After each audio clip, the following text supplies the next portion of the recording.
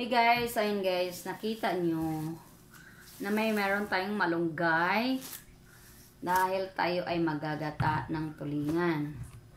So sa Bisaya guys, ato na ning hagpaton ang malunggay. So kaya ito yung lagayan ko guys para diretso pag hinugasan. So nadidiri na siya agad, di ba?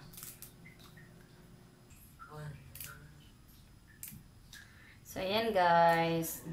Kayo guys, paano ba kayo sa Bisaya kasi harvest ay ano taga sa Bisaya nito, parang hagpat.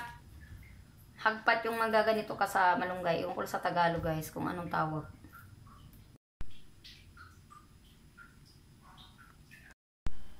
So yun guys, may binili pala akong tulingan. Magata kasi tayo guys. So kukunin natin dito sa ating mahiwagang freezer. So ayan siya guys, oh. So ayan, hiwain pa natin yan mamaya guys, bago lutuin.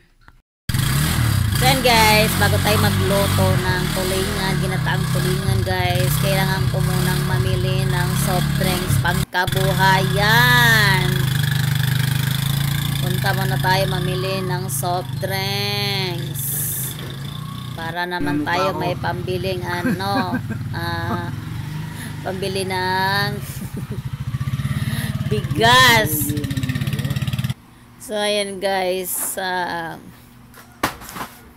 nilabas ko na yung aking pinamili na mga soft drinks like Massimo ba, bago tayo magluto ng ginataang tulingan. So ayan na, magiging liborer muna ako guys.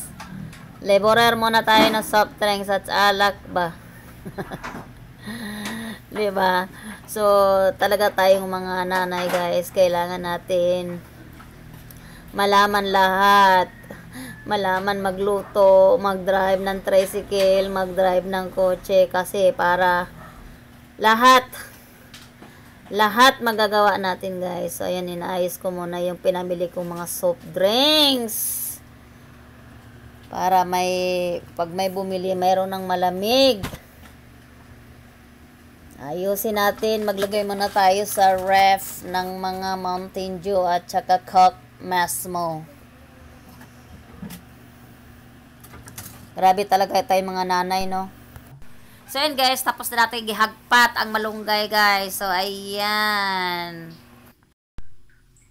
So yun guys, meron tayong ihalo natin sa ating ginataang tulingan guys. So meron ako ditong okra. Then syempre kamatis, luya, bawang at saka sibuyas na mayroon ng dahon. So ayan guys. So hihiwain lang natin guys yung ating tulingan.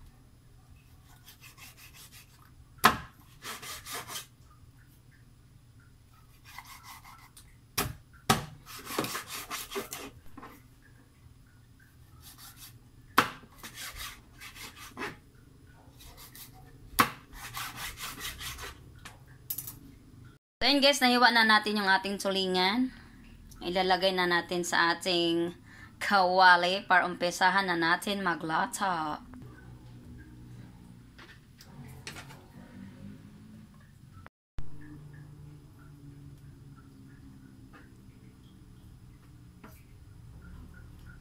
So ayan na guys, naayos na natin yung ating tulingan sa ating kawali.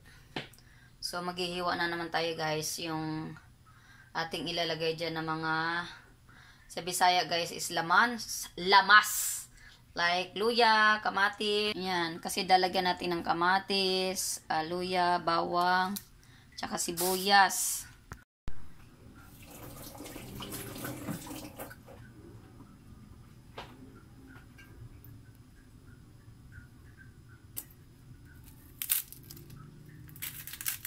Balatan lang natin guys yung ating sibuyas, of course.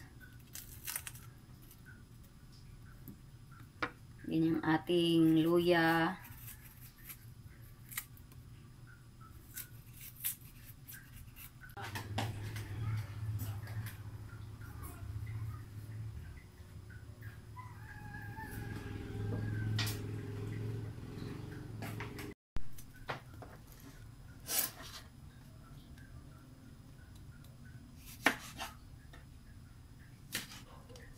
Maghiwa lang tayo ng kamatis. Gusto ko guys, pagka gata, maraming kamatis. Tapos, medyo malaki lang yung hiwa ng ating kamatis. Tapos, yung luya, malaki lang din. Tapos, didikdikin ko siya guys. Para yung lasa or yung amoy ng ating luya ay manunuot doon sa ating isda, diba? Yung sibuyas din natin ay medyo malaki lang din.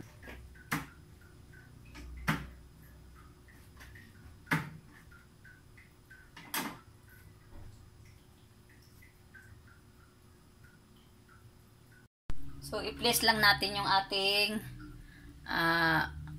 tawag nito guys, luya, tapos ating sibuyas, bawang, at kamatis.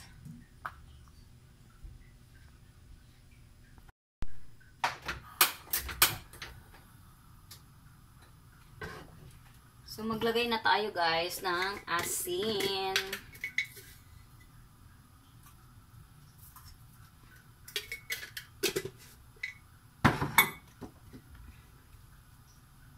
Ating paminta, na hindi natin makakalimutan yung ating paminta.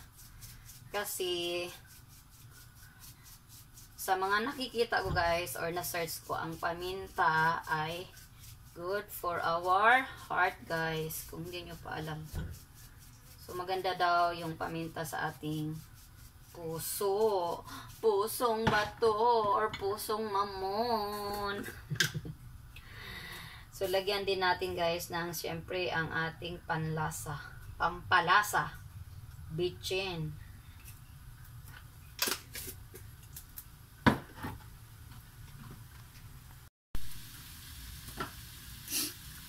So, takpan muna natin guys. Gusto ko mawala yung tubig dito sa ating kawali from the isda.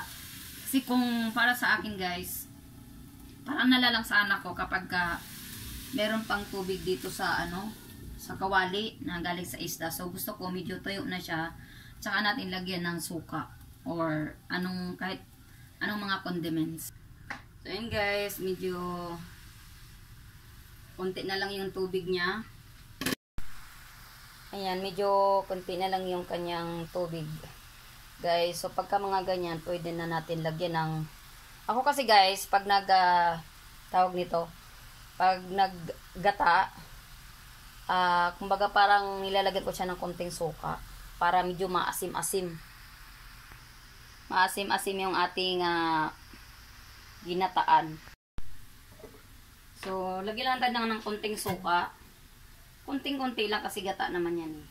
Para may medyo paasim lang tayo. Tapos, konting toyo or soy sauce. Kunting-kunti lang para pampalasa baga.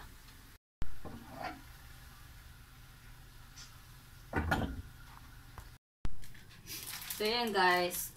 Ang gusto ko sana yung isang brand. So, ito na lang ang gagawin nating panggata. So, alam nyo na, is powder. So, lalagyan lang natin ng tubig.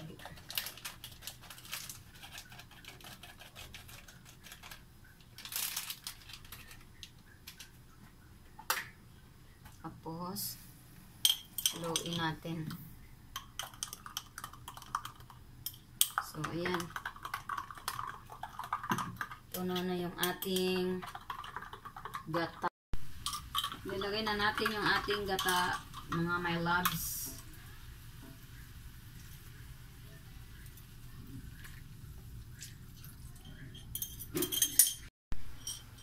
Lagyan na natin siya ng konting tubig guys. Lagyan natin ng konting tubig. So, ilalagay na natin yung ating okra.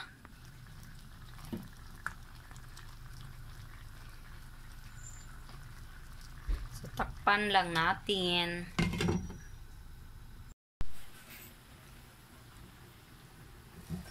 So, ayan, kumulo na yung ating niloloto. So, hugasan. So, ilalagay na natin guys yung ating malunggay. Tapos na natin hugasan. Gusto ko talaga, guys, maraming malunggay. Kasi alam nyo guys, yung malunggay is, kung kayo ay mayroong mayuma, wag naman sana. Maganda siya guys sa ating mayuma. Or dahil nakakatulong siyang pampaliit yung ating malunggay. So ang malunggay, alam niyo naman siguro sa karamihan ay maraming benefits po talaga ang malunggay.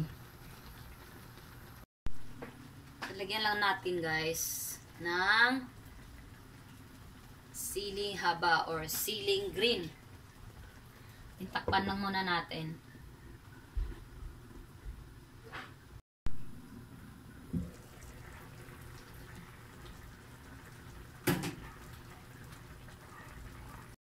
So yun guys, tapos na tayo magluto ng ating ginataang tulingan. So ready to eat na tayo guys. Ayan na yung ating ginataang tulingan. Ready to serve na mga lalabs yung ating ginataang tulingan.